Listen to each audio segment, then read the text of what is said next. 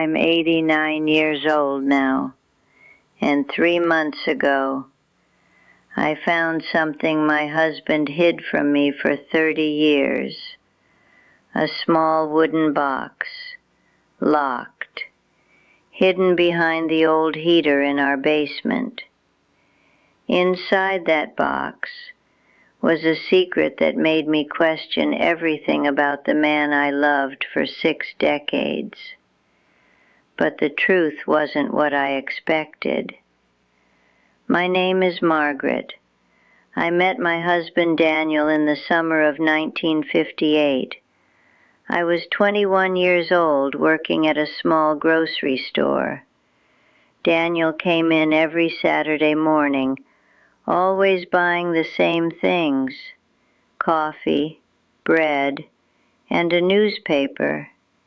He was quiet, gentle, the kind of man who smiled with his eyes more than his words. One day he asked if I would like to have dinner with him. I remember being nervous, but something about him felt safe. 3 years later we were married, and for the next 60 years, Daniel was the center of my world. We built a small life together, nothing fancy, just a little house, a garden, and 2 children who eventually grew up and moved away. From the outside, our life looked peaceful. But there was always one thing about Daniel I never understood. Daniel was a loving husband, but he was also very private. There was a room in our basement he kept locked. He told me it was just for storage, old tools, old papers. He said it was messy and unsafe. I believed him. For decades, I never questioned it. Marriage teaches you something important. Sometimes love means respecting silence. Still, every once in a while I would notice him going down there late at night. He would stay for hours, then come back upstairs, quiet and thoughtful. When I asked what he was doing, he would just smile and say, "Just organizing old things." After a while, I stopped asking. Life moved on. Years passed. Our children grew up. Our hair turned gray, and the basement room remained locked. Daniel passed away last winter, peacefully, in his sleep.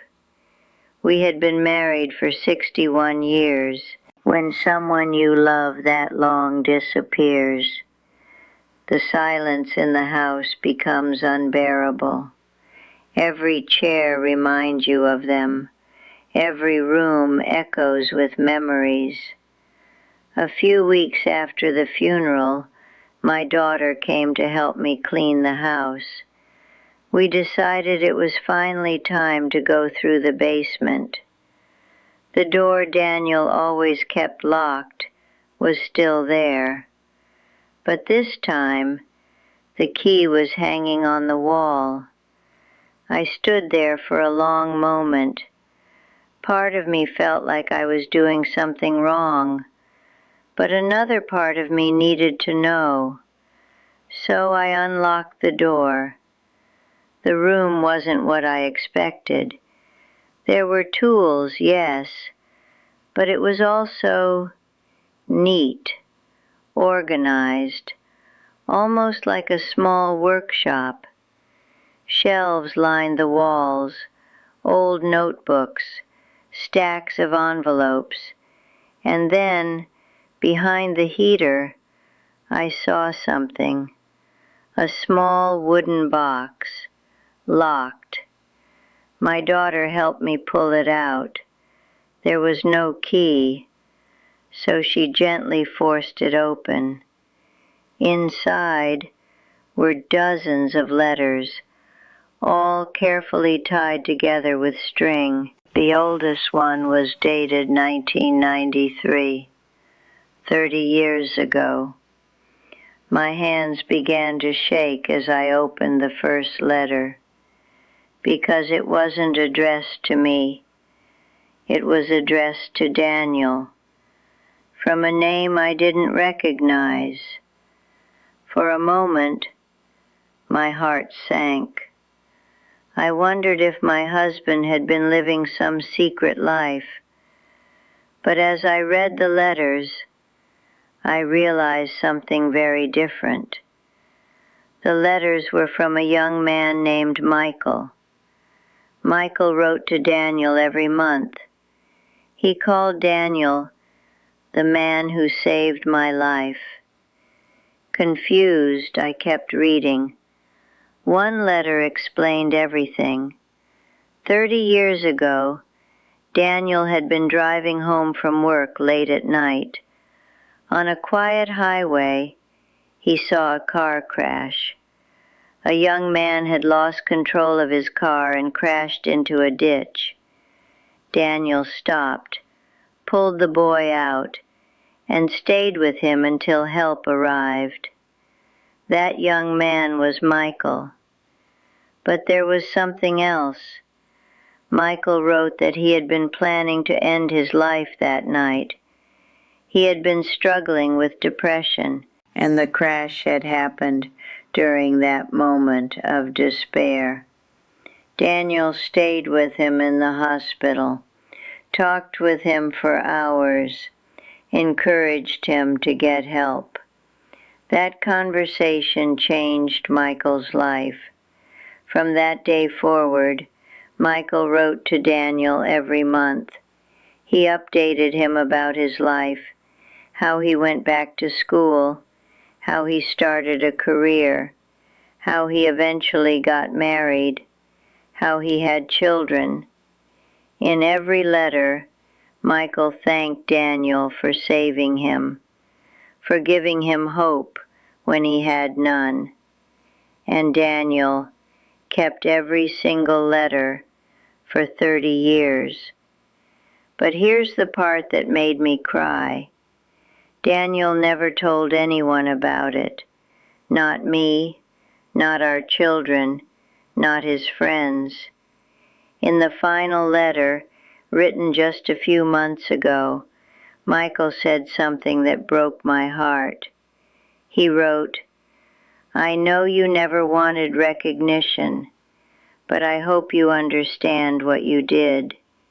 Because of you, my children exist. Because of you, my life continued." At the bottom of the wooden box, there was one more envelope. This one was different. It was written by Daniel, addressed to me. My hands trembled as I opened it. Inside was a short note. He wrote, "Margaret, if you ever find these letters, I want you to know something. I didn't hide them because I was ashamed. I hid them because I never wanted praise. Helping someone should never be about attention. It should simply be about doing what's right." Then he wrote something I will never forget. "You always called me a good man, but the truth is, loving you for all these years was the greatest thing I ever did."